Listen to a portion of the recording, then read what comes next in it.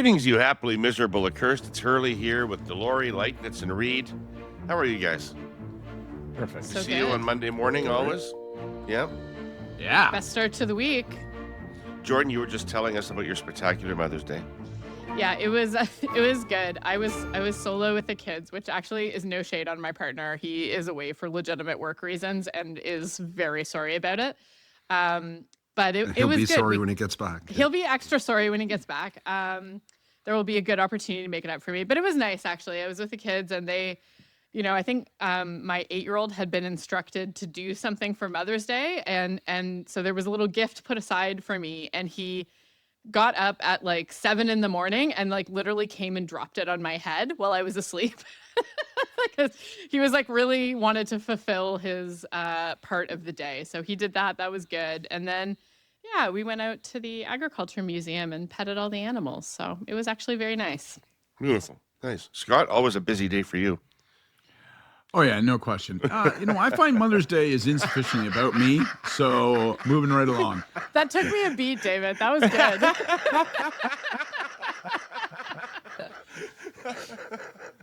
That's right. That's morning to night endeavor for me. I talked to my mother. Who it's interesting. My mother will. She expects, of course, a phone call on Mother's Day. She expects, of course, or a phone call or a visit on her birthday. But it was my birthday a couple of weeks ago, and she finally sent me a text at the end of the day going, I haven't heard from you all day. It's your birthday. So my mother's expectation is that I will also contact her on my birthday, right? And she does this also with the grandchildren. I think that's... Is that like that's where Scott? Have where you the holiday seen how protocol big? Have you seen how big an epidural needle is, Scott? Like, you should call your mother on your damn birthday if that's what she wants. Oh, listen. One of the most painful, traumatic, but lovely days of her life, right? Of her entire career is when. That is not the way she puts it. She's been very clear. I was a breech birth. She said, I will never have another child. This is the worst experience of my life. So there you should call her. You should get her all the things. Yeah. This is very reasonable. Fair enough. Fred, how you been? Good. Very, very busy weekend. My daughter turned 12, so we had almost a dozen of her friends stay over for a sleepover, which was chaotic and very little. Was there any sleeping? Given how loud they were. No, they were a loud bunch. But they had fun, and then of course lots of stuff with my wife yesterday. Kids did a lot of great things, so it was good. And of course, my New York Knicks swept the 76ers out of the playoffs in the second round, so that was excellent as well. The Knickerbockers. What kind of name is that, actually? What is a knickerbocker? Is that like a long? I don't even know what it's a a nickname. knickerbocker Is is. it a long sock? Is it a pair of underpants from 1895? It's definitely got to be a sock. It's a fictional character, Governor Knickerbocker, in New York, who was just this historic folk story of sorts. And I guess in the 40s, when the NBA team formed, they named it after them. Oh, Fred, you're such a nerd. I love it. Wow. And nobody's called them the Knickerbockers since.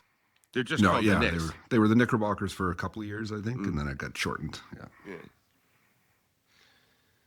Scott, you look, I don't even know how to describe your fucking facial expression right now. What can I tell you? I feel like, the world is just a heavy weight, and I'm under it. Yeah. That's a good mood on which to start. And by the way, that's supposed to be my posture this week. You cannot assume that posture for me this week. Yes. All right. So here's the pod primer for today. We'll play a little dueling dialogues this morning. In one corner, Poilievre's speech to the Canada Strong and Free Networking Conference. In the other corner, Carney's speech at the Global Progress Action Summit. We'll compare and contrast the messaging, which was quite different. And then it's over to Ontario politics with our cursed clipping. It's from Rob Ferguson at the Toronto Star on Sturm and Drang in Scarborough Southwest, Nate Erskine-Smith's nomination, loss, and implications thereof. And next we'll do what will become our semi-regular check-in on the battle for Alberta. And after that, Mr. Pinson assembles us for our Hey Yous. So, Fred, were you at Canada Strong and Free? No, I've managed to go my entire career without ever attending once. Wow. Never a big fan of it. It started out as the Manning networking conference. The whole Manning thing was just a weird entity that someone gave Preston Manning a ton of money to start some organization to do something, and no one for years couldn't understand what it was, what its purpose was. Tried to do training, political training. That was a big core part of it. At the same time, when the Conservative Party, I would say, was at its very best and most organized and didn't need outside help from C-list actors. So it wasn't, when we were in government the whole time, the relationship with the Manning Center wasn't great. Now it rebranded a few years ago, and it's become this thing. People come and basically run through purity tests and how conservative are you, that type of messaging. And it's just, I just, to me, there's a lot of friends that come back into town and you get to see them on the outside of it, but it's never a thing that I've ever cared to go to or likely will ever go to, particularly now that I just said all this. Yeah, I don't think They're scratching you off the invite list right there. Yeah, they're not putting you up on the Wall of Fame. I don't think. That was So before we even get into the content of the messaging, you can see some strategic decision making by the lineup of the conference itself. So he canceled, but at one point Pete Hoekstra, the U.S. ambassador, was supposed to be there speaking. And Mike Pompeo from Trump's first administration was there. So Poilievre's people accepted an invitation to speak at an event where Hoekstra and Pompeo were speaking. Why would they do that, Jordan? Yeah, I mean, this is the challenge with these events, right? And I think what Fred was talking about is exactly the issue, is that the very nature and structure of them is that they're oriented exactly towards the most energized portion of the conservative base, which has a very different view about the relationship with the United States than most mainstream Canadians do. And so that's where you get situations like this, where they would be welcome to deliver a speech to that audience that I would argue would probably be pretty different than what would be tolerated or expected from a more mainstream Canadian audience. And so then you end up, on the same stage or, in the same agenda as them. And I think it was interesting because, I don't know if you want to get into Poilievre's remarks or not yet, but Sure, go right ahead. yeah, I was going to say, I think one of there were really, I think, two main arguments in his remarks. And so the first is, fuck you, I'm not changing, which is, I think, came through incredibly loud and clear in that. And we can drill down into that a little I'm bit starting more. to believe him. But You know what? I It's think starting to register with me. It might actually be true this time. And then the second is that, we can't reject our Self-awareness is a start, right? I don't even know if it's that. I but, don't know. I've never found that. But yeah, so, he's out there. Well, I mean, have you tried it, Scott, in fairness?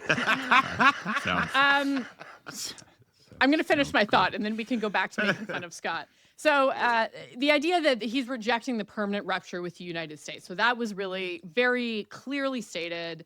He said it a little bit before, but to me, this was the clearest formulation of that, where he's really talking about, for example, the trade diversification oriented, towards the Pacific, towards China. He sees that as an either or. He's framing that as an either or. Either we can have this relationship with the U.S. or we're sort of selling out to Beijing. So he has picked his lane on that. And really, what I saw in those remarks was that was a speech about consolidating the base.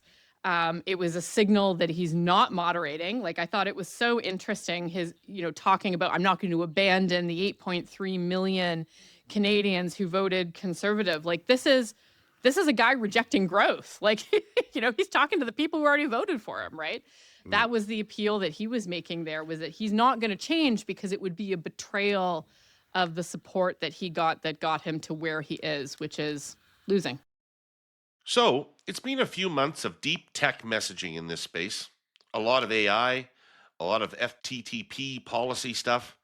But now we've shelved the data sets to focus on human decency and giving. Our presenting sponsor, TELUS, and their team members have been finding ways to give back to Canadians and our communities since day one in business, about 26 years now. It's part of what they mean when they say they're always building Canada. How they do it has expanded massively in those 26 years. Let's start with now, the month of May, and their signature worldwide volunteer movement, TELUS's Days of Giving.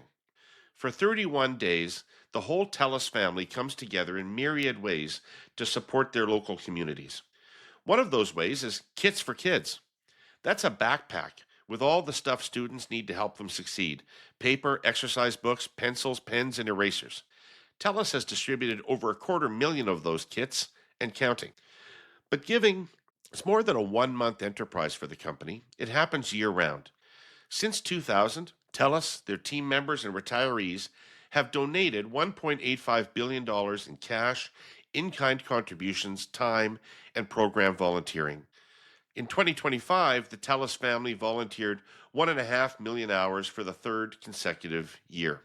Through their Canadian and global community boards, where local leaders decide where grant money goes, they've contributed over $123 million to charities offering health, education, and tech programs for youth.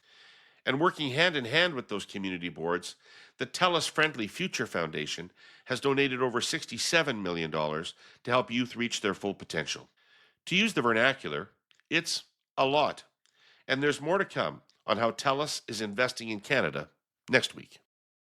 There's a lot in there, but it links to what I asked you, Jordan, because it seems consistent with having him at a conference with Hoekstra and Pompeo, which is Yep. to say this is our position now, right? Which is we have to be friends with the United States, we have to be allies of the United States, we have to work with the United States, we have to trade with the United States.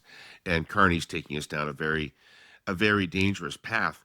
The only problem with this message, Fred, is that the polling that I've looked at indicates that suspicion of America, at least under Trump, extends well into the conservative voting base. It is not. This is not a only liberals or only boomers are worried about Trump. People who voted for Poilievre may have been worried about other things as well, but there were also many of them worried about that. So I don't know how this position works. Well, just on that, just in terms of the conference itself, it's not like Poilievre was going to speak or not speak, regardless of who else was on the ticket. He's going to go to this event. He's in a position now. Really, that because is I'll just quite stop you. weakening. If I was him, I would have said I'm not putting him on an agenda with Pete Hoekstra. He doesn't have, I'd say, the political capital to say that to this type of group. This is his base. This is the Canada Strong and Free Network, where you have some of the most loudest members of the movement going to this thing. You can't no-show that event because Wow, someone's okay. on stage. You have to go to it. So I don't think he had a choice in that regard. At the same time, though, his messaging is, it started out well, that statesman look about, when he was on Rogan. We've talked about this before. But he's decided who he is now. He's decided after 2 months of trying, it didn't work. So he's just going to revert back. He has changed. He's changed back into his old clothes, which was successful in some regard. That over 8 million votes, they keep hanging their hat on that. It was historic. It was great. But to others' point, the other side got more. And that's the problem that he's going to have. And at the same time, it is hard to grow it because unless the plan is, and the hope is that the Liberals just retreat. You lose some votes. Either some people won't show up next time, they won't be as fired up for Carney or the Trump issue next time, or the NDP maybe will grow a point or two or three or four. And if that's the strategy, that's the strategy. We'll see if it works. I'm cautiously, I wouldn't say cautiously optimistic because I'm not that optimistic. Well, Scott, let's build on where Fred is going there, because let's try to give Poilievre some credit here for trying to think something through and having a strategy. And so the election's now 3 years away. Now that Carney has a majority, he knows the election is 3 years away. And so is he playing a long game? Is he doing exactly what Fred said, which is I'm positioning myself for 3 years from now, not 2 months from now. I don't give a shit what the CBC or Toronto Star think of me right now. I'm going to be in a different place in 3 years. And in 3 years, Carney's environmental policies and lack of social policy will have breathed some life back into the NDP, and there'll be some NDP numbers there. And the economy will be lousy, and they'll be blaming Carney. And we'll be having a big showdown about whether or not we're actually whether or not we're actually economic allies of the Americans or not. And I'll be on the right side of that issue because Canadians will be scared. And so that's my play. I think that's exactly right, but I think that's exactly wrong. I think that is what he is saying to himself and to his team. But I think that's a rationale for doing what he wants to do already. I think that's a rationale for taking the kind of retreat psychologically and politically that he wants. And so and what I mean by that, and I think it was perfectly captured during his speech with one passage, but what I mean by that explicitly is I think this is above all else, right? I think it's lazy. I really do. And I'm sure conservatives would love to hear that from me. But the reason I think it's lazy is that he's fundamentally not challenging himself. Of course, there's a strategy where you say, you know what? I'm going to meet people where they are. And you can get a bunch of people's heads nodding when you say affirmatively to them, let's cut the shit. Okay, let's cut the shit. America, by virtue of history, geography, economics, and reality, is and must always be our largest trading partner. And there is no strategy for Canada that does not incorporate at the middle of every consideration the United States of America. And to pretend otherwise is horseshit. And a bunch of people will nod their heads, and probably me even, right?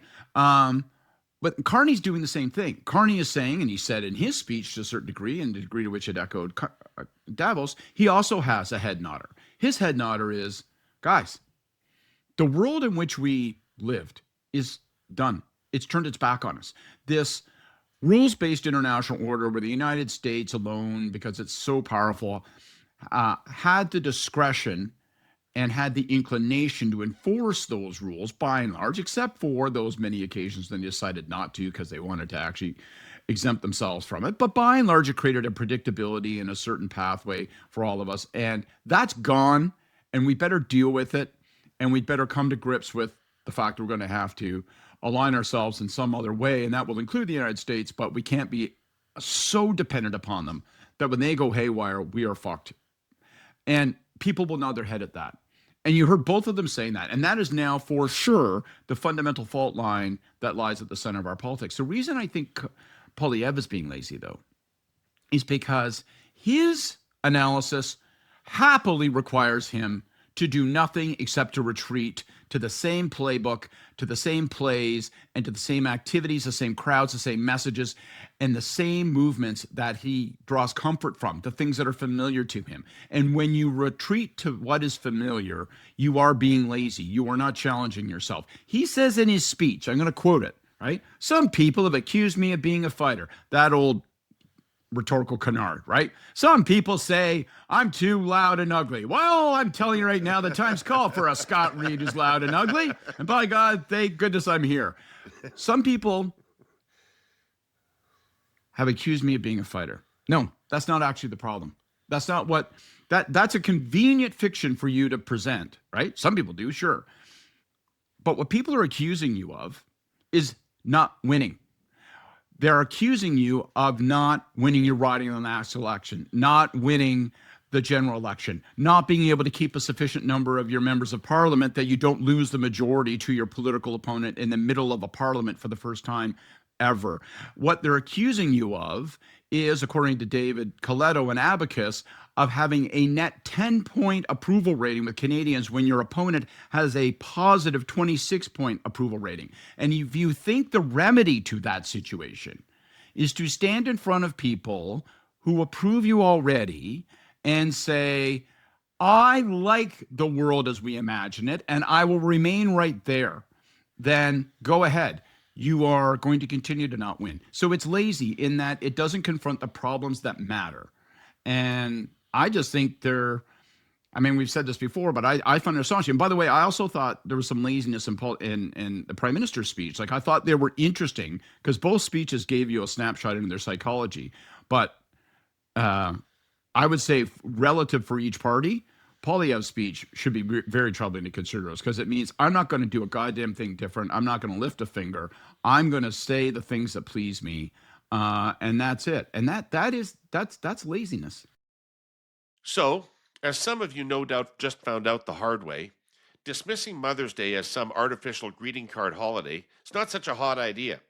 Mother is not interested in hearing that nonsense. Mothers want their day. Render unto Mother the things that are mothers. Anyway, our sponsor, CN, is a Mother's Day enabler. Those of you who were sensible and dutiful enough to present your mothers with something nice this past Sunday might be interested to know your presents almost certainly traveled by rail. Chocolate? CN moves about 49 million kilos of it a year. Flowers? Well, flowers often move by air to keep them fresh, or by temperature controlled CN intermodal cars.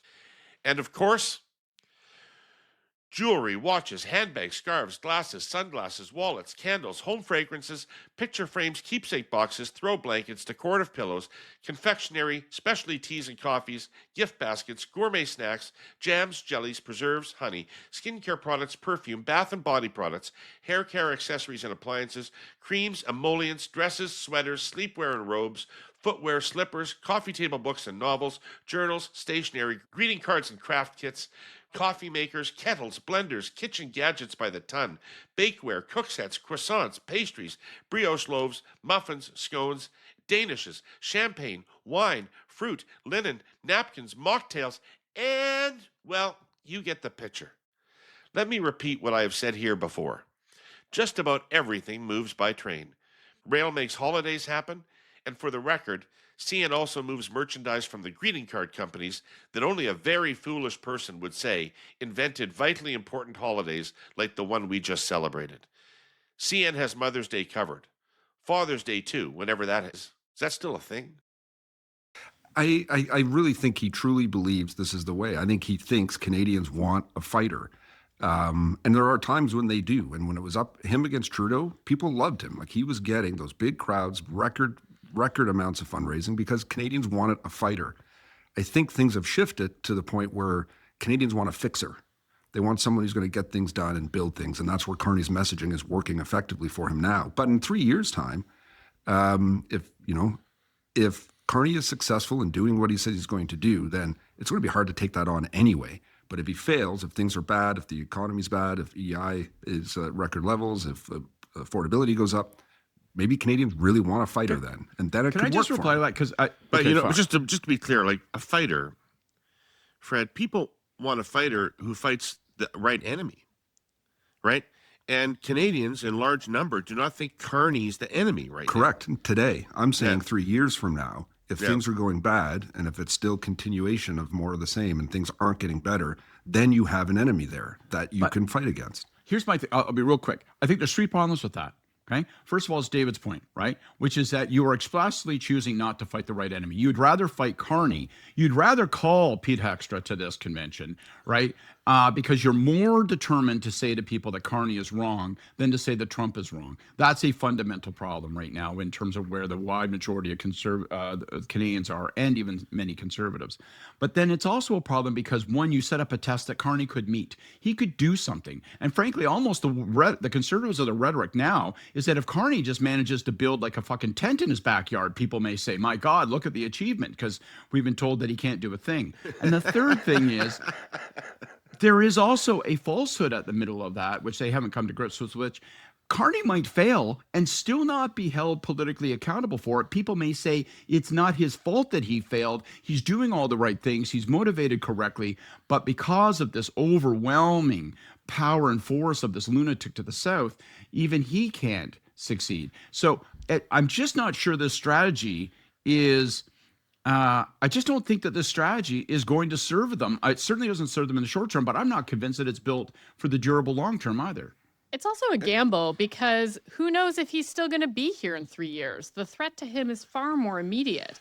The threat to him is his caucus right now, who by and large have a group there that understand that for them to be able to potentially take power in 2029, they are going to have to pass through some notion of government competence. Like they are going to have some idea among the voting public to grow that vote base and to say that they have the capacity to govern. And what he's choosing to do here is double down on a strategy that expressly doesn't do that. And I thought there was one really interesting addition in the speech that I hadn't heard elsewhere, which is that he spoke specifically about the attacks on him personally. He acknowledged that, I think explicitly, probably as I've heard it for the first time in that type of setting. But it was the liberal elites that are driving these attacks. That's where They this own is all the going. microphones in That's this. right. This podcast. They own, yes. I kind of they thought that's what he was are- getting at, maybe. Yeah. At least in they part. are really driving everything bad that, like, he's just being acted upon, you see. The agency. Fred, welcome to the Laurentian elites. Yeah, the agency is all I'm not elsewhere. the first to say it, but thanks for.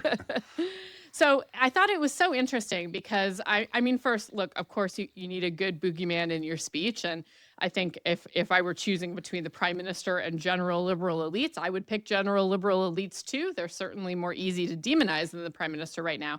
But what's so fascinating about that is just like, where's his kind of choice in this? Like, he is adopting a strategy that is getting him in trouble with his own people, right? Like with his own caucus. They're leaving because of his choices, his strategic decisions, and his behavior.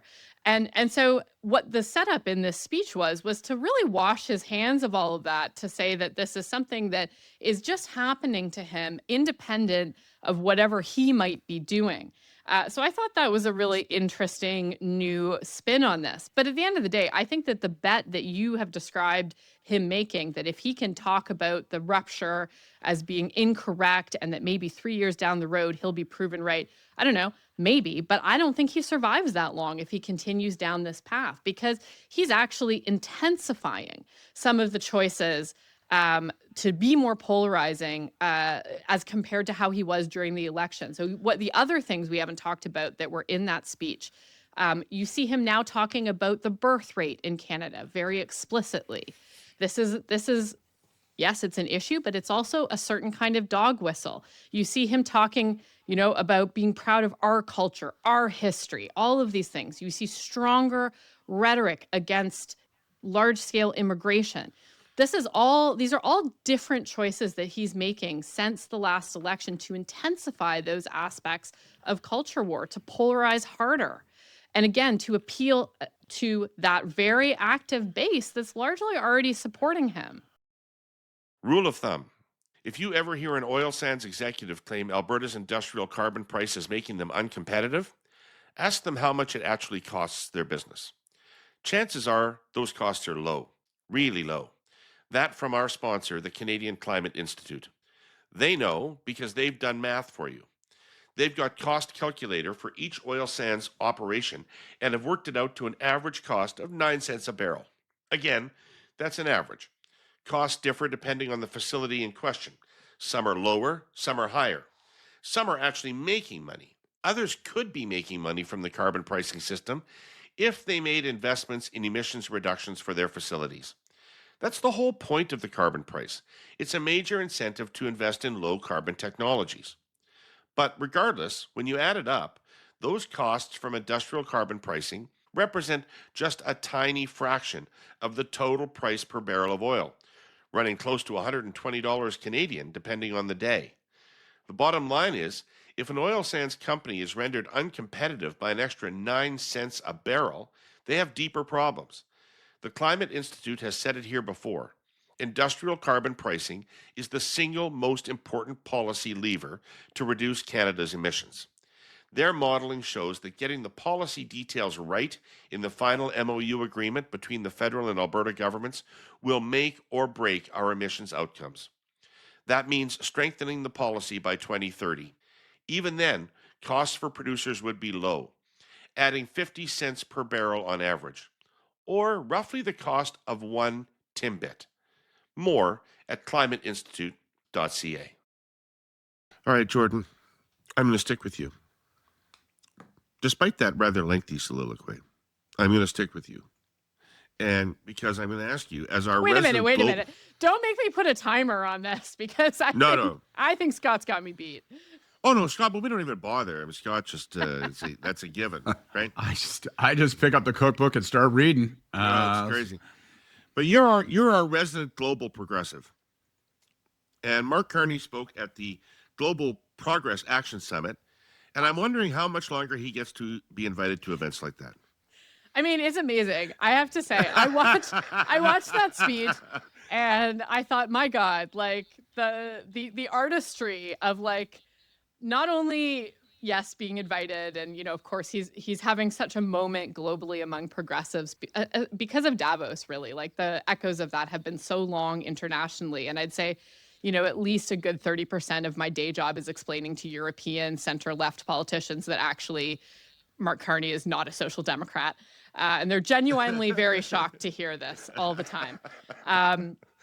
So I'm breaking hearts all over the world. But I thought it was so interesting because he managed to do kind of two things in this speech that are really fascinating. So first was to present an analysis of sort of, an international, the rise of the far right and sort of anti-democratic forces and all of this that was like almost devoid of class analysis, which I thought was fascinating. Like people are voting for these parties because they feel a loss of control. It's like maybe something else as well.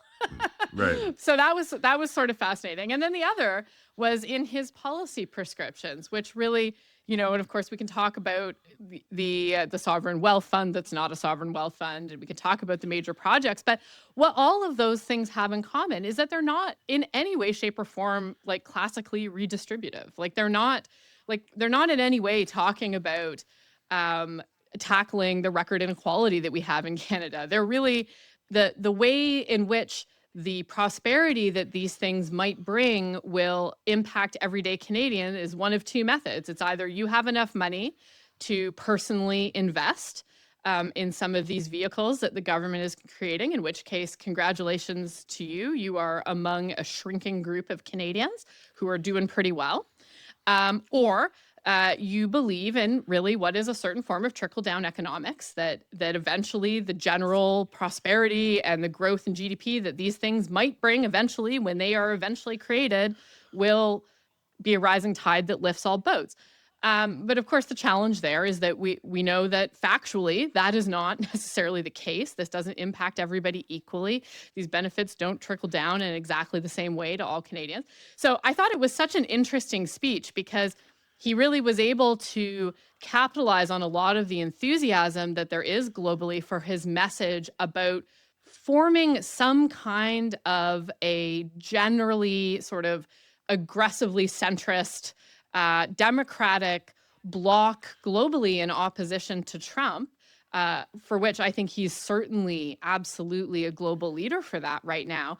But at the same time, like the policy prescriptions were really ones that I think will reinforce a lot of the divisions and the dynamics that we already have here in Canada. So I thought it was a really interesting tightrope walk in terms of that. But that is my more Marxist than everyone else take, for sure. Excellent. Well, you left out the one thing that really made a huge impact on me. Because to me, most of the speech was Charlie Brown's teacher. Wow. And then I heard there was this. Certainly a middle segment that would never have gotten through a Scott Reed speech writing exercise. That was just the list. And then there was this, we're open to deeper integration with the United States, including the creation of Fortress North America in certain sectors, and that offer's on the table. Like, what a very deliberate thing to have inserted into that speech. Yep. And what is the point, Scott? I thought that he included that to cover his bases. I thought that he's thinking this is a speech that's going to get some attention. The White House will notice it. So I'm going to give a nod to the fact that, listen, this is my prescription isn't on to Beijing. My prescription is that, listen, we're going to have to deal with the world as it is. And if the United States wants on fair terms to reconstitute CUSMA and try to help to address these challenges that worry me, then we're all for that. That's all on the table. It was immediately followed by this word, but, which really was like the point of it, right? Which is like, but it's not, right? It's not happening. Trump doesn't want it to happen, so let's not bullshit ourselves. But what offer's on the table? I mean, that's pretty interesting. What offer is on the table to the Americans for deeper integration? Because like Mark Carney's speeches now to me are like Elton John's greatest hits. I just sing along and I know all the words and all that kind of shit. And then you get to deeper integration with the United States. And I'm like, I don't know that fucking lyric. Right? Someone saved my life tonight. I thought that it really was just him making a nod to, look, you know what, if we want to work together on continental defense, if you want to have Keystone and we do more north-south pipelines, that's all fine. But then it's going to have to come at the price of a genuinely fair deal for us. None of which I think should shock anybody. And I thought it was put in there as a fob too, but these guys aren't interested in any of that. That's never going to happen. I want to make one other, and I'm not suggesting that's not an important point, but I think that he just set it up as a straw man, is to be honest, because it's not happening, and that's the state of these talks. If it was happening, it would be happening, and obviously, I think he was just trying to do it to cover off that criticism as he's just being vehemently anti-American. I thought, I want, like, if I was critical of Poilievre for giving what I thought was a lazy speech, I think this is a bit of a lazy speech, to be honest. I thought it was a little bit of Davos cut and pasted off the top to make the progressive crowd happy. They love that thing. That's become their touchstone. And then I answered, so what would that mean we would do domestically in terms of a new progressive policy formulation? And he just runs through the things they're doing. Not the things we've done, right? Now I sound like a conservative critique of them. Not the things we've done, right? Like starting with housing in particular, like, to me seems almost like a vulnerability because, how much has really occurred there? How much can occur there? Where is there a better collision between market forces and market realities and what we would like? I mean, we have all these housing start numbers, the Ford government, the Carney government, it's all fucking make-believe. They're written smoke. But anyway, so he goes through that prescription. So I thought that was all I thought it was a bit lazy too. But here's my big takeaway on the two speeches. I thought both of them were kind of lazy. But I thought, speaking before that group and saying, here's what's wrong with the world, here's what the new progressive politics are. By the way, you're going to have to take some risks. I'm not going to tell you what they are. By the way, you're going to have to choke back and have a little bit of traditional oil and gas into your energy mix in order to get to where we're going, okay? This is it, right? I thought it was his message to people. It was a little bit of a lazy speech given to this crowd, and both speeches are lazy. The difference between them is, I don't think Carney believes his own bullshit, and I think that Poilievre was believing his own bullshit. When Carney says, and so we got to take some risks, and we got to do that, and this is what the prescription is, I think he's kind of like, yeah, I'm just telling these guys what they want. We're going to proceed, right? I don't think he really thinks it's necessarily like there's a new progressivism, and I want to be, Tony Blair for this coming decade. I don't think that. But I think that Poilievre, when he says, Laurentians own every microphone and they're keeping me down and I'm the fighter and I'm going to say, I think he is believing his own bullshit. So I think they were both lazy, but one at least had, this good sense to not believe his own bullshit. Right. If you listen to Cursive Politics, you're likely obsessed with other under-the-hood stuff, the trade-offs, the systems, the why things are actually hard. Stuff like Chris Hadfield's On Energy podcast. And yes, that Chris Hadfield. Astronaut, writer, singer, calmest human alive. On Energy treats energy the same way spaceflight does. As a system where physics, politics, economics, and human behavior all collide. Episodes jump from rising energy demand to power grids to space energy innovation, but always grounded in real conversations with people who work with this stuff. And here's the Artemis connection. Yes, that news-making Artemis, getting humans back to the moon, isn't about flags and footprints. It's about energy, power systems, reliability, long-term thinking, the same questions we deal with down on our pod, just with higher stakes and no margin for error. So if you want smart energy conversations and more, how does this actually work? Check out Chris Hadfield on Energy, wherever you get your podcasts.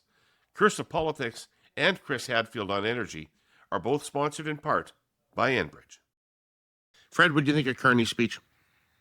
Well, it again feels like every other Carney speech, as you mentioned. Lots of speeches. He loves giving those every few weeks, it seems. We have another thing to talk about where he's basically saying very similar things. But to your point, it really jumped out at me, this whole deeper integration thing, because that seems to run contrary to his entire narrative, and particularly where Poilievre gets shots taken at him when he's talking about the relationship with the U.S., and here he is talking about deeper integration. Now, having read through that, because I was quite curious what that could have meant, like there are options, and there is going to be deeper integration on some levels. They are our largest trading partner. We're never getting away from that, ever. So in that regard, it makes sense.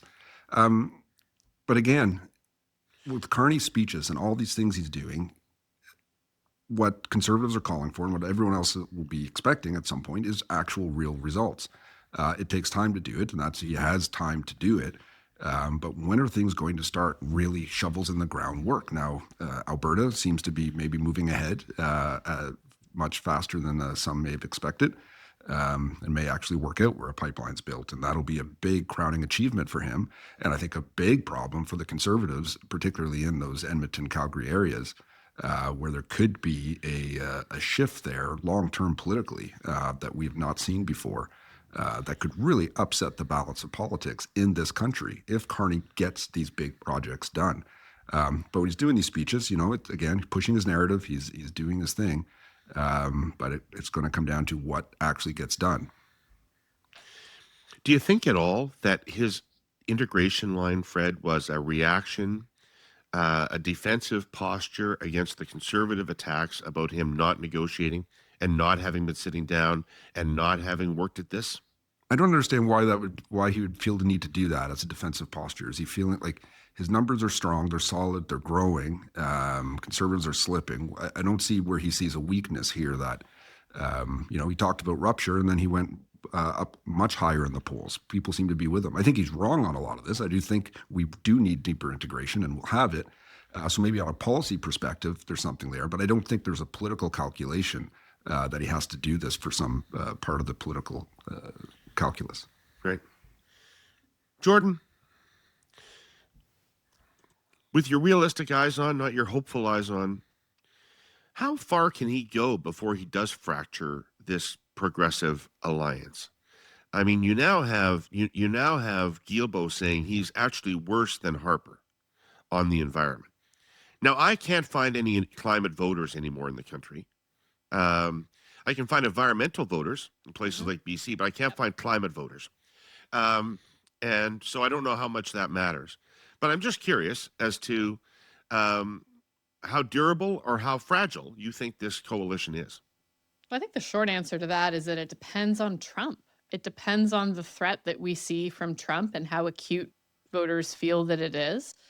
I think that will be a big factor in determining how durable Carney's vote coalition is. Because, and just to your point about the integration, I think it was really interesting, but I read that in tandem with seeing Trump approve some elements of the Keystone project, trying to revive that last week. So there is certainly a game afoot here in terms of trying to hold out a hand to Trump, even as for a domestic audience, he's making the argument that we're going to kind of go and deepen ties with other partners. He's still holding out that hand because all of those are pieces on the chessboard that might be engaged as part of this negotiation over the next few months. But I think, we saw last week as well, news that they're going to be coming forward with legislation, and that's what Guilbeault was reacting to, with legislation that's really going to gut a lot of the environmental protections. And to your point about climate voters versus environmental voters, look, for voters in BC, that's kind of one and the same, because they are the terrain through which some of these projects might be going. They're being asked to bear the environmental risk of a spill. So they understand that as a broader environmental issue, not just a climate change issue. It's not abstract for them.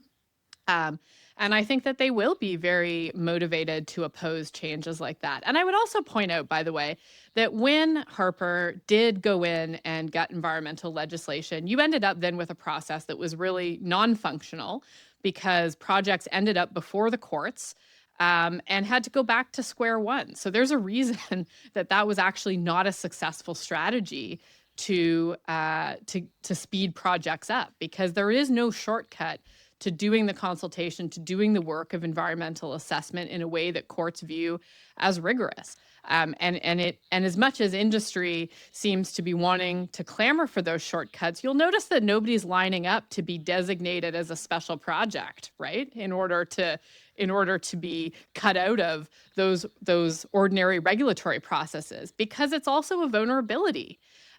So I think that this is something that ultimately is not going to get them where they think it's going to get them in terms of that project development. But what it could get them is a lot of trouble, particularly with BC voters and also some voters in Quebec who don't want to see further gutting of climate and environmental legislation. Remember as well that during the Harper years, this was an incredibly mobilizing issue in Quebec. This was a hugely significant issue. And so now you're going to have Prime Minister Carney leading the charge on weakening environmental regulations. I do think there will be political consequences for that, not all across the country, but certainly in some pockets. Scott, just to finish up with you, I mean, the calculation for Liberals is really so different now than it was when you and I were actively in the game, because BC now matters so much. When we were active in politics, mostly caring about BC was an act of altruism on the part of the Liberal Party. Now it is an act of political necessity. Like, you can't win a majority without a lot of seats in BC. And Trudeau made that possible, and Carney's continued it. But boy, it requires a consideration of British Columbia's considerations in a way that the Liberal Party not really used to. Yeah, the Laurentian Pacifics is a completely different ballgame, and it does affect his. It must affect his calculus, his monitoring, his balances, work on maintaining that coalition. But he has moved into a majority, and every time he gets a chance in the past 5 weeks, he's talked about risk and the need to take risk. And now they're moving forward with this legislation. And 10 days ago, Tim Hodgson talked about risk at this Canadian Club speech, or Economic Club, Empire Club speech. And so I wonder if, notwithstanding your point, David, he's girding us all for the fact that he's going to take on some of these risks, and then he'll run into either some success in moving forward or the buzzsaw that Jordan just describes. I just want to make one last quick observation when it comes to how long does this last? Like how, like for this voter coalition and this approval and this, this kind of, I don't want to call it a honeymoon, because I do think that that's a pejorative characterization, and I think a limited characterization of it, because I think it hasn't been a honeymoon, because a honeymoon means you start at a high point and it starts to eventually ebb when you don't pick them up at the airport. This has been building for the past year. One thing that struck me when I was looking at David Coletto's data that I think he released yesterday is that some of us thought, well, when Trump stopped saying 51st state and training his guns on Canada, that changes the issue dynamic. It changes voters' inclinations, and that makes it a little harder for Carney. There's an opening for conservatives and others.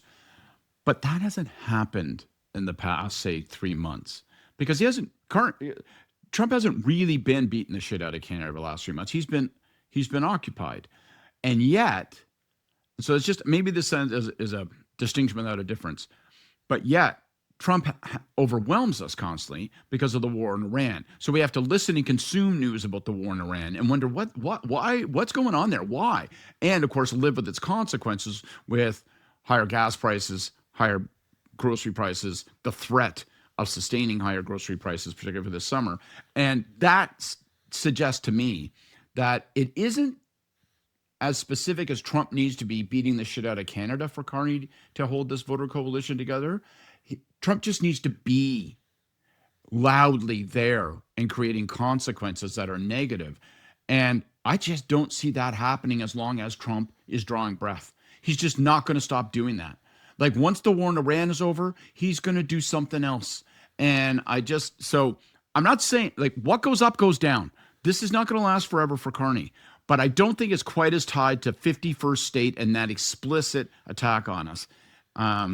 It is all Trump, man. Yeah, I agree with that. Yeah, I look back fondly on the days when I did not know who controlled the Strait of Hormuz.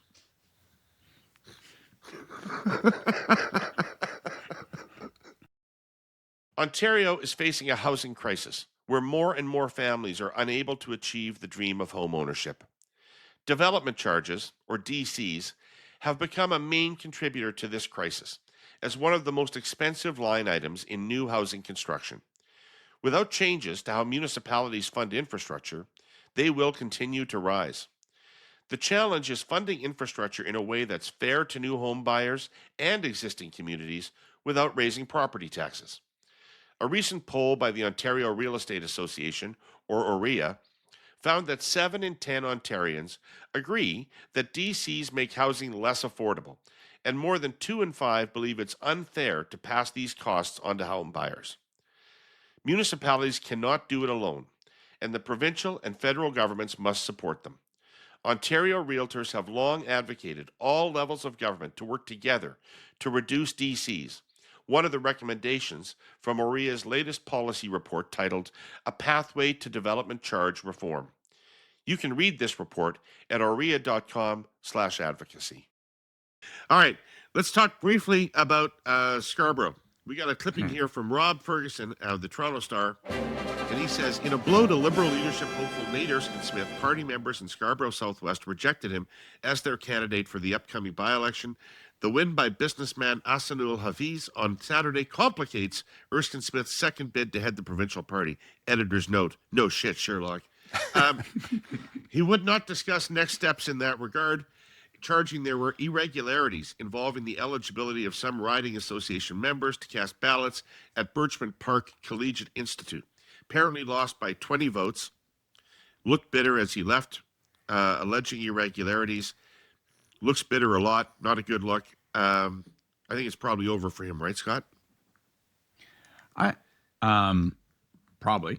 I mean, I think he's critically wounded, and the observation I would make, I don't want to pretend to know more than I do about that race and so on and so forth, but in a world where people are highly sensitive to charges of election denialism, to come out and delay that charge, it's 40 hours later as we record this pod, and there's been nothing to fill that. Like, so what's the basis of that claim? What is it, right? Or is it just, well, obviously, if I didn't win, something must have been fishy, because given the opportunity to vote for me, people would naturally embrace that. And that is the problem. Mm-hmm. And Sabrina and Angie wrote a piece about it earlier this morning on Monday. Yeah, she did. She wrote a piece too, and she was talking about, well, everybody's writing a piece in Ontario politics, but she, I thought, captured something where she was like, it's not just that you're a loser, it's that you're a sore loser. And so is it possible to survive this nomination loss and go on and still, with all of his talents in front of the camera and microphone, be the front runner for the leadership of the party and his organizational? Probably. But is it brutally set back? Yes. Is it compounded even further, not just by the fact that he lost, but that he's now a sore loser and a whiner? And the critical fucking problem here is this. Don't tell people you are what your enemies say. And what do his opponents say about him? They say that he's self-centered, that he isn't it's never about the voters, it's always about him, right? Scarborough Southwest is just a rung on the ladder so that he can climb. And then he made that all true. Then he made it all true by not just what he said, but how he said it and how he reacted. So yeah, I just think it's a hell of a cautionary tale about politics. People know that you're self-interested political leaders. They know it. Don't confirm it for them. Don't literally shove it down their throats. And that's what he's done. Do any of the three of you know if he's actually resigned formally from his federal seat? I don't know. No, he hasn't. He definitely hasn't. So is he coming back? Oh, yeah. He keeps coming back. He almost won the Liberal leadership in Ontario and has still been an MP ever since. I think he may well still run for the Liberal leadership. I mean, it's clearly not been his main focus since about 2023. But he's absolutely he announced he was leaving several times, but never has. All right, so he's going to be back as a federal MP. I tell you what, I don't know. Honest to Christ, Jordan, would you have put out that endorsement video? Extend my what the fuck was that about? Extend my condolences to Prime Minister Carney, because clearly he thought for a fucking heartbeat that he was red of Nate Erskine-Smith. And he was willing to get in front of a camera. Is that what that video was? It was like, I don't even know. Listen, here's your steak knives. Bon voyage. Fuck on off. Charitable reading of it, because why else would you do that? But he did. And I do. It looked like he'd been caught, like cornered or something. Yes, had to do it. He did not look happy. Yeah, Nate. Oh, yeah. He did not look happy, as one might not in that situation. And I really think he thought, like, if I can give a push to him to get him out of the federal caucus, I'll do it. But it wasn't enough. Or who's the staffer that insisted you did it? And he was going, oh, come on, Jesus Christ, I don't come want on. to do this. No, boss, you got to do it. Do you think that happened? We're not doing this because Prime Minister Carney has clearly shown that he's very capable at politics. So he knew exactly what he was doing. And he knows exactly. But there was nothing resembling an endorsement. Fred, did No, you of see course this? not. I don't even know what you guys are talking about, so I'm just nodding along. It's pretty funny. I missed this. So You it's a should- video you in the should look lawn. it up. You should look it up. The Prime Minister From endorsed. Carney did a video? He It's did very a funny. video endorsing Erskine Smith for the nomination. I don't know if he did a video. There Or, was well, a video. There was a video. Hey, okay, talking all to right. It Erskine didn't just Smith. happen. Don't know It if there was a not video, put out and by- I don't know if he endorsed did him, the but they video. spoke to by each other. Carney. It was put out by So wait, Erskine have you Smith. guys seen this video? Yes. Because it's not. Oh, clear yeah, that it's anyone's seen public. this. I'll Okay. send it to you. I'll send it to you. Anyway, it's very funny. And like again, I mean, I'm not sure. Like Nate Erskine Smith, like what can we say? This guy couldn't beat Bonnie Crombie.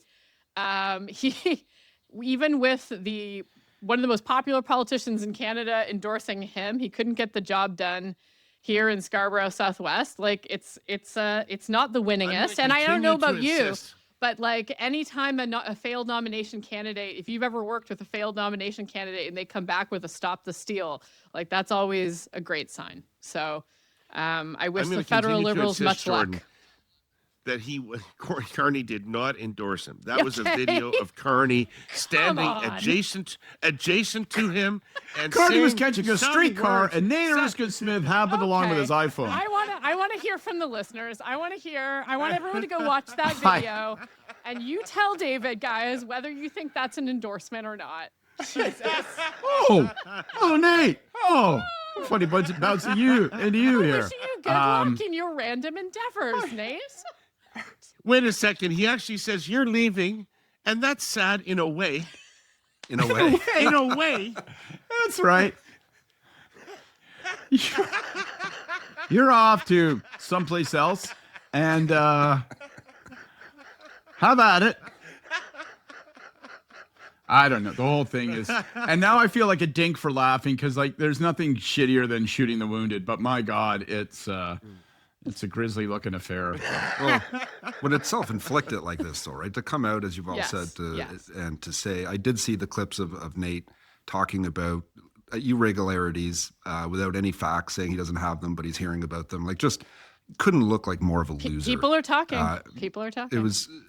It was dumb to run in the nomination to begin with. You're running for leader. You came very close last time against Bonnie. Like, those numbers were close. He almost won that leadership. So I think he had a shot this time, but there was no need to run in a by-election in a neighboring riding or whatever, how close it is to his current federal seat. He doesn't need to do that. It's a distraction and a risk, a big risk, and it blew up on him. And now it likely ended his leadership race. Now he still may pull together and pull something together. I don't know if He was what going to the have a field tough looks time like. beating Nav anyways. I don't see it happening now. Right. But just on nominations, I when I was at the Conservative Party in political operations, I've overseen probably over 1,000 nominations from the party side. And we always get accused of rigging and playing games, and which just does not happen the way people think it does. But one of the funniest stories I had happen, it was quite serious at the time. There was a riding in downtown Toronto where, as you probably figured out, we were not competitive in, not a seat we were ever going to win, but 4 people were running. We were in government at the time. And the guy who came in third was furious and threatened a lawsuit because his voter ID said he should have won. So it was I had to get lawyers involved and deal with all that nonsense.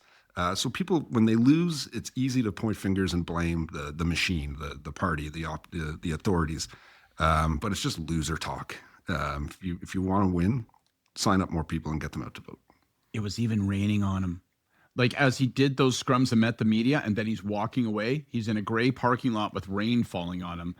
And it just, I don't know, it was sort of like a meteorological accent on the whole thing. It was kind of God's exclamation point. It was just bad, grim.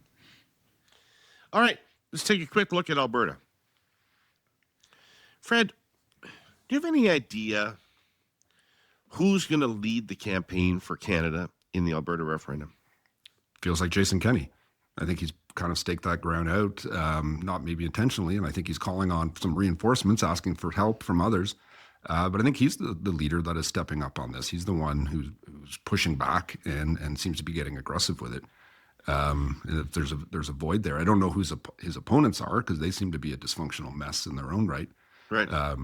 But I think it's him. He has the stature, he has the credibility, and he can do it. I'd like to see, of course, the premier get involved. I was going to say, is it not reasonable to ask the premier to do that job? I think look, it's awkward because it's our government putting the question on the ballot. So how do you do why is it even happening?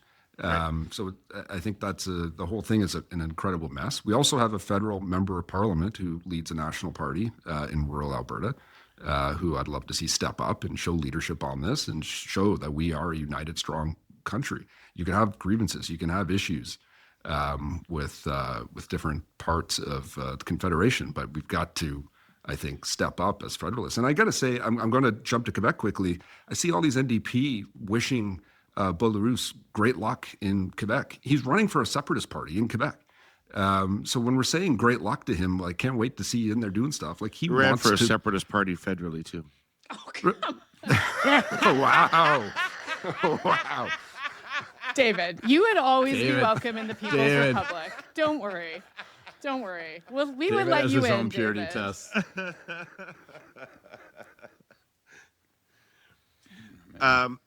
Yeah, so I actually saw an interview with Jason Kenney this weekend where he was might have been on Question Period, where he was making the argument that this would be a real benefit for Poilievre, that this would be a strategic advantage for Poilievre. And I think that that's right. I think if he took up the mantle of winning the Alberta referendum and leading that, because it is conservatives, frankly, conservative voters who are a threat to vote for separatism. It's not left-wing voters that are going to vote for separatism in Alberta. It's conservatives. You need conservative leaders to talk to them, that he could do that. I mean, I remember, it's a long time ago, but I remember how much Jean Charest's stature grew as a person and how much his reputation changed when he essentially assumed the leadership of the Federalist forces in the 1995 referendum.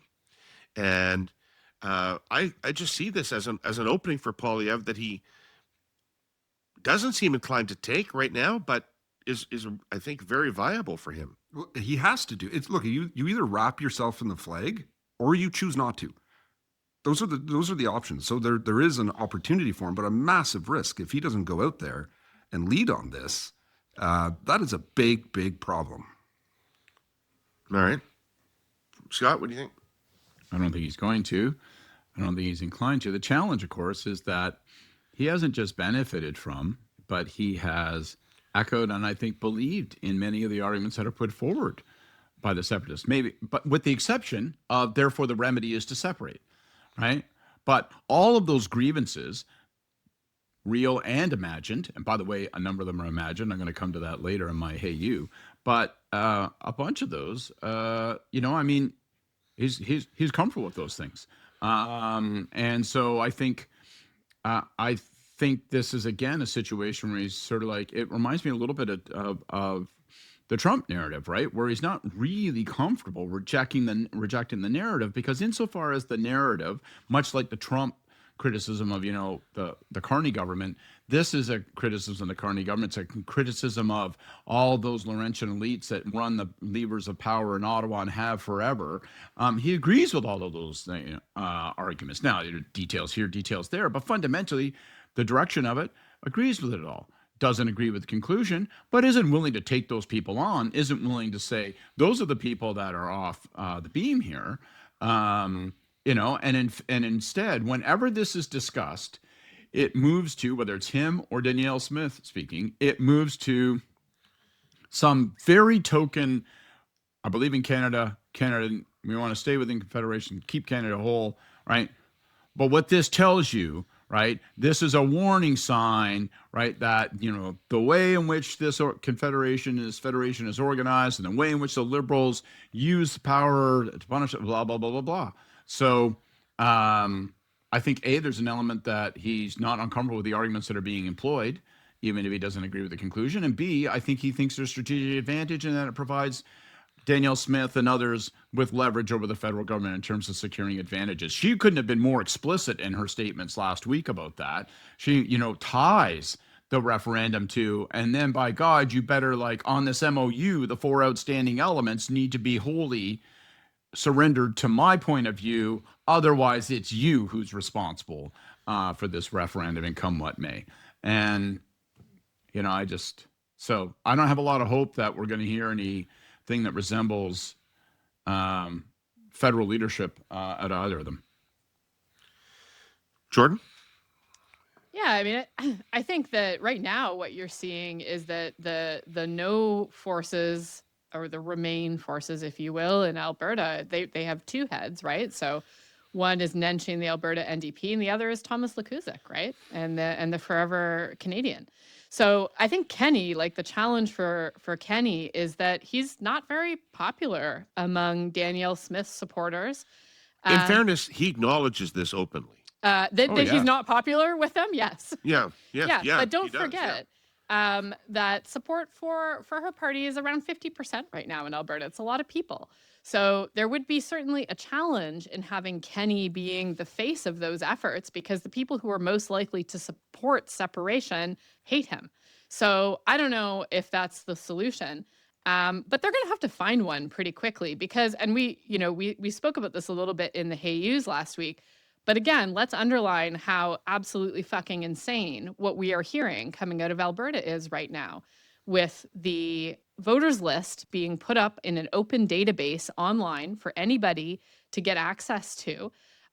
So we have a separatism movement in Alberta that is very clear that they are completely comfortable breaking laws in order to set the table to get their way. So I don't know how you go ahead and you have this referendum without investigating that thoroughly, without coming to some kind of a conclusion about the laws that have been broken by this group of people around this exact referendum question. Like, it's an astounding notion that we're going to go into a referendum this fall with very likely a question on separation there, without knowing, without getting to the bottom of what happened with probably the largest data breach in Canadian history, affecting 3 million people in Alberta, that was done expressly for the purpose of giving an advantage to the separation forces. Like, that is fucking nuts.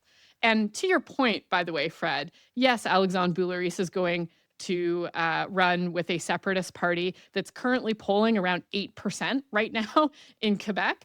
Danielle Smith is the premier of the fucking province, okay? She has a higher degree of responsibility in absolutely every measure here.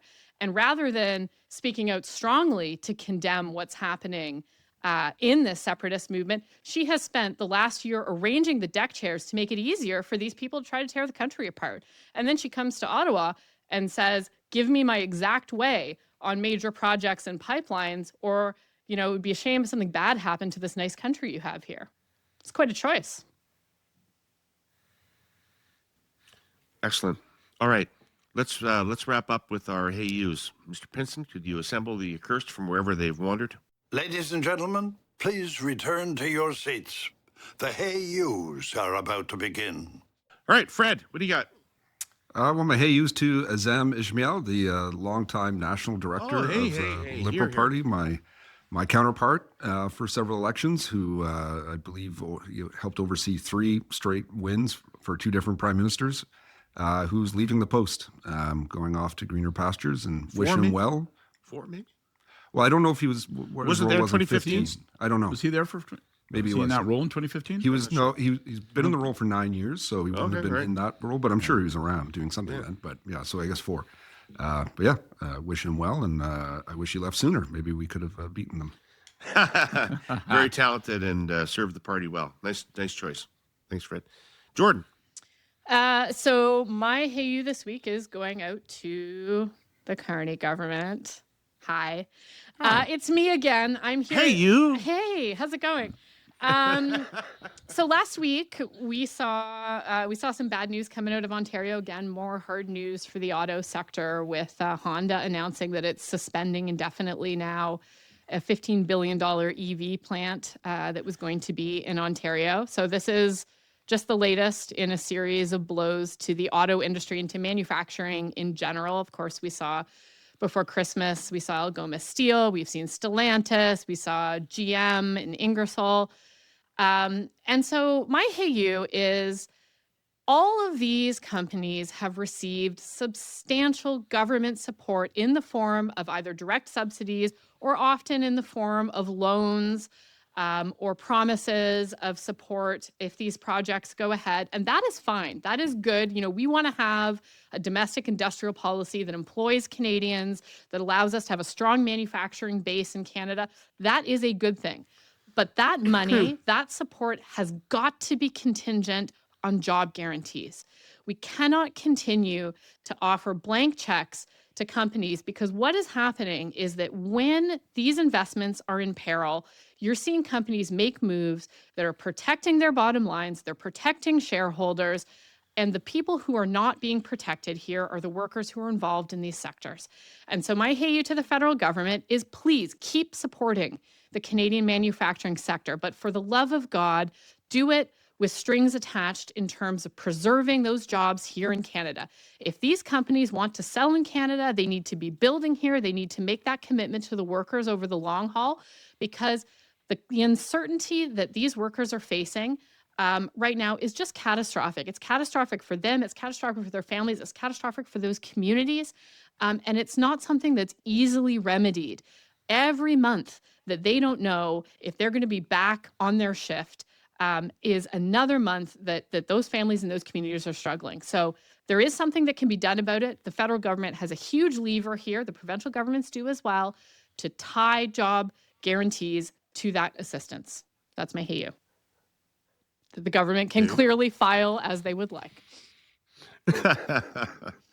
Scott, you got one? Yeah, I'm going to go back to the Alberta referendum, sort of. I'm going to mine from that territory, but just make a slightly different point. Richard Wernicke from the Toronto Star, great feature writer, like fantastic feature writer over the years, did a piece where he sat down with the kind of low degree to which you can say there's a leader, Mitchell Sylvester, right, of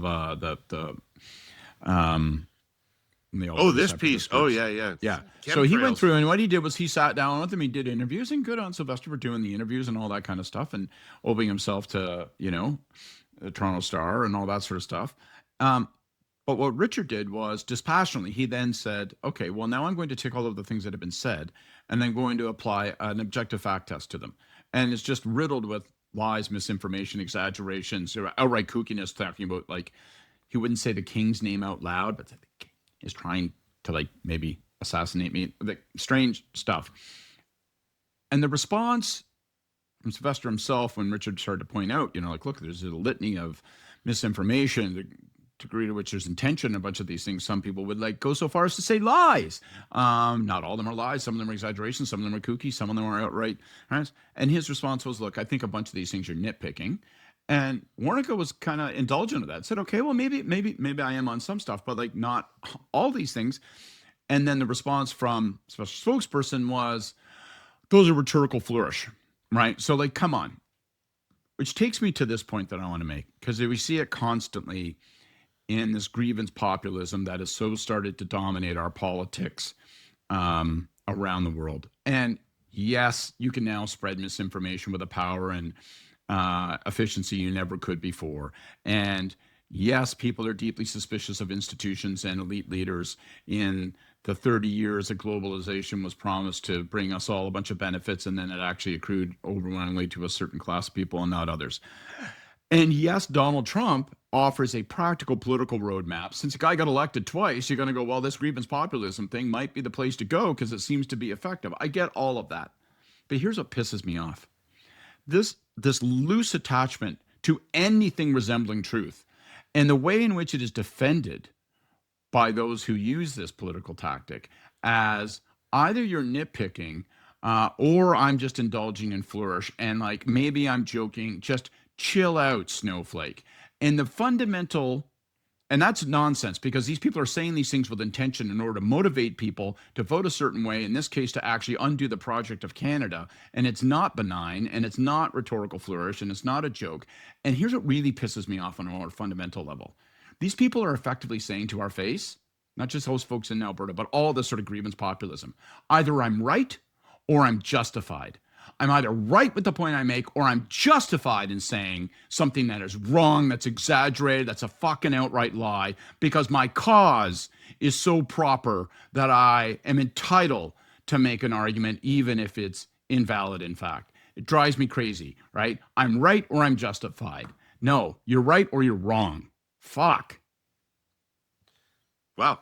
Powerful. Okay. Mine is less consequential, but I have to do it because I never get a chance to do this. Who the hell gets a chance to do their Hey You to Elton John on a political show?